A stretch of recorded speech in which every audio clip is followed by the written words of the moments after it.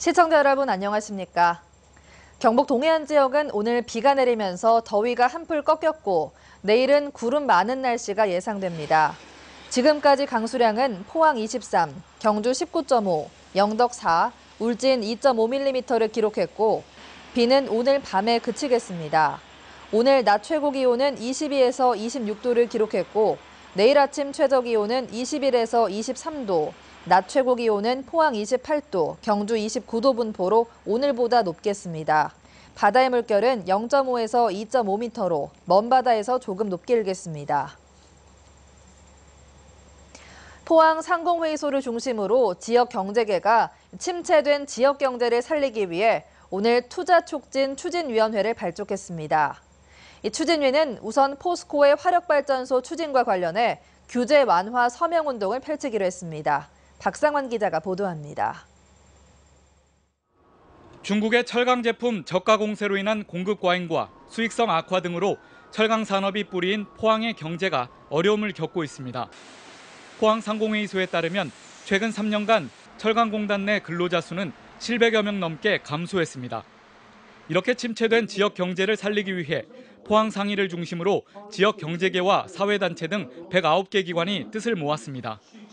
지역 산업의 경쟁력 강화를 위해 포항 상공회의소를 비롯한 지역사회에서 활동하고 있는 여러 단체 중심의 시민 참여형 투자 촉진 추진위원회가 절실히 필요하다는데 추진위는 각종 규제 완화와 합리적인 투자 촉진, 지역 불균형 해소 등을 통해 지역 산업의 경쟁력을 높이기로 했습니다. 또 포항 경제에 큰 영향을 미치고 있는 포스코의 실적 개선을 위해선 원가 절감이 무엇보다 필요하다며 막대한 전기료 부담을 줄이기 위해 추진 중인 화력 발전 설비 교체에 힘을 보태기로 했습니다. 고급 제품이 들어가지 않으면 이렇게 철강 경쟁이 살아남을 수가 없습니다. 그러다 보니까 하공정, 공장을 만드는 롤 또는 공정에서 전기가 더 필요하게 되는 거고요. 그러면 전기가 더 필요한 상황에 저희들이 자력 발전을 충당하지 못하면 전기료가 계속 상승하니까 그런 상승 효과 때문에.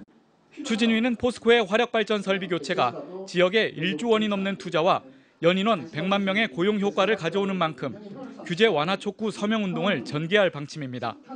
MBC 뉴스 박상환입니다. 남해안의 적조가 빠르게 북상하면서 경북 동해안 시군들도 비상이 걸렸습니다. 국립수산과학원은 포항시 호미곶 앞바다까지 적조 생물이 검출됨에 따라 어젯밤을 기해 적조 생물 출현주의보를 내리고 최근 고온과 가뭄의 영향으로 적조가 빠르게 북상할 조짐을 보인다고 밝혔습니다. 이에 따라 포항시 등 동해안 시군은 적조 예찰을 강화하고 황토를 비축하는 한편 적조주의보가 발령되면 양식장의 취수를 중단시키고 해수 공급 차량을 즉각 투입할 계획입니다. 경북 동해안은 지난해 9월에 고밀도의 적조가 지속되면서 양식장 16곳에서 어패류 31만 마리가 폐사해 14억여 원의 피해가 발생했습니다. 올 상반기 우리나라 연근의 어업 생산량이 늘어났지만 동해안 대표 어종인 오징어는 감소했습니다. 국립수산과학원에 따르면 상반기 연근의 어획량은 42만 8천 톤으로 고등어와 전갱이류, 멸치 등을 중심으로 지난해에 비해 14% 늘어난 반면에 동해안 대표 어종인 오징어는 28% 줄었습니다. 수산과학원은 상반기에는 동해안의 저수온이 지속되면서 오징어 어군이 흩어져 조업이 부진했지만 다음 달부터는 어군이 남쪽으로 회유해 어획량이 증가할 것으로 전망했습니다. 해양수산부는 우리나라에서는 처음으로 울진 봉평과 삼척 맹방해변 등 세 곳을 연안침식관리구역으로 지정했습니다. 연안침식관리구역은 연안침식으로 피해가 발생하거나 발생할 우려가 있는 지역을 관리하는 제도로 바다모래 채취와 건축물 신증축 등의 행위를 제한할 수 있고 필요할 경우 국가나 지자체가 토지를 매수해 관리하게 됩니다. 해수부는 다음 달부터 개발 실태와 연안 침식 피해 조사를 하고 침식 방지와 복구에 필요한 관리 계획을 세울 예정이라고 밝혔습니다. 대구지방법원 영덕지원은 울진군 죽변면 주민복지회관을 건립하면서 부실공사를 묵인하는 대가로 시공업자 등으로부터 수억 원을 챙긴 전 죽변면 발전협의회장 윤모 씨에게 징역 2년 6월에 실형을 선고하고 법정 구속했습니다. 또 함께 기소된 안모 전 발전협의회 사무국장에 대해서는 배임 수재 혐의로 징역 2년에 집행유예 4년을 선고했습니다. 이들은 한울원전 주변 지역 지원금과 울진군 보조금 등 사업비 133억 원으로 죽변면에 복지센터를 건립하면서 지원금 편취와 공금 횡령, 금품 수수 등으로 6억 원을 가로챈 혐의로 지난해 기소됐습니다. 경북경찰청이 지난 7월부터 한 달간 보복운전 특별단속을 실시한 결과 총 38건을 단속해 보복운전자 26명을 불구속 입건했습니다. 보복운전의 동기는 진로 변경으로 인한 시비가 가장 많았고 경적 사용과 서행운전으로 인한 시비가 뒤를 이었습니다. 또 가해 보복운전자의 연령대는 30대가 35.3%, 40대가 29.4%로 많았습니다.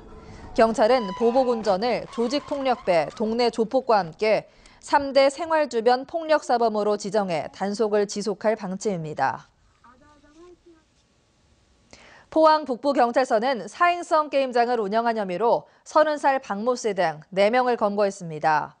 이들은 이달 들어 포항시 북구 신흥동의 일반 게임장에 사행성 게임기 40대를 설치한 뒤 불특정 손님들을 상대로 점수에 따라 수수료의 10%를 떼고 환전해주는 등 불법 영업을 한 혐의를 받고 있습니다. 경찰은 현장에서 게임기 40대와 현금 320만 원을 증거물로 압수하고 추가 범행 여부를 조사하고 있습니다. 영덕에서 서울 강남 고속버스 터미널을 오가는 시외버스 노선이 신설돼 내일부터 하루 3회 왕복 운행됩니다. 이번에 신설된 노선은 영덕터미널에서 안동을 거쳐 서울 강남 고속버스 터미널까지 가는 왕복 노선으로 소요 시간은 4시간 20분, 요금은 일반인 기준 26,400원입니다. 한편 영덕에서 동서울 터미널을 오가는 기존의 서울 노선은 하루 9회 왕복으로 시간과 요금 모두 변동이 없습니다. 이상으로 포항 MBC 이브닝 뉴스를 마칩니다. 고맙습니다.